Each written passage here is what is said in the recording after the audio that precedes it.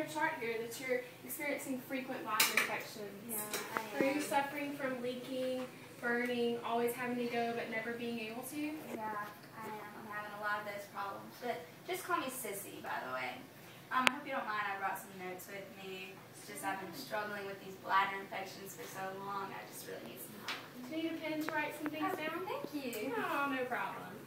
Well, Sissy, we ran your urine analysis and you're suffering from a urinary bladder infection.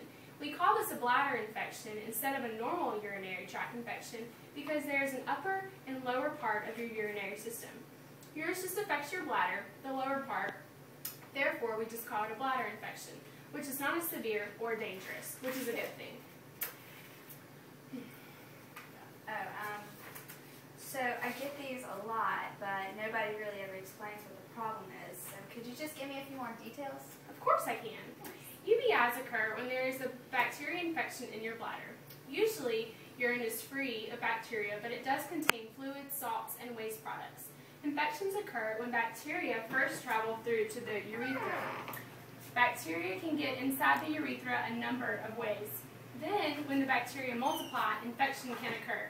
The most frequent bacteria is E. coli. Women are prone to get them more frequently because our urethra isn't as long as men's. Does this answer your question? Oh, yeah, thank you. So what can we do to treat this, Dr. Yateman? I heard these nurses talking earlier, and they were saying something about maybe getting an IV and having to stay in the hospital. And I'm just so scared of needles, and I just don't want to mess with those nasty bags. So is there something maybe I can just take my mouth?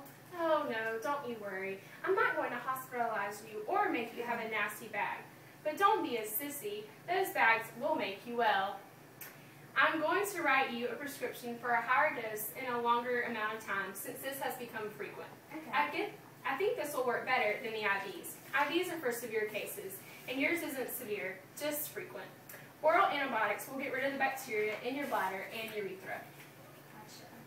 Okay, that's great. I can do an antibiotic.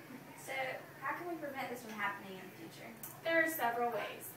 Several ways to prevent this from happening. Always urinate after you have intercourse. If you go out of the country, make sure you get a parasite cleanse after because sometimes these can cause bladder infections. Drink plenty of water. Always go when you need to go. Don't wait. Try to drink a cup of cranberry juice every day. Wipe correctly. Always front to back. Here's your prescription, and you should feel better within 1 to 2 days. I'd like to see you back in 2 weeks for a follow-up. Also, if you have any questions, concerns, or you're not feeling better within 2 days, please don't hesitate to call our office during office hours, and my cell is on the prescription for you to call if it's after hours. It was a pleasure to meet you, Ms. Bagwell. Praying this all passes away quickly. Thank you, Dr. Yateman.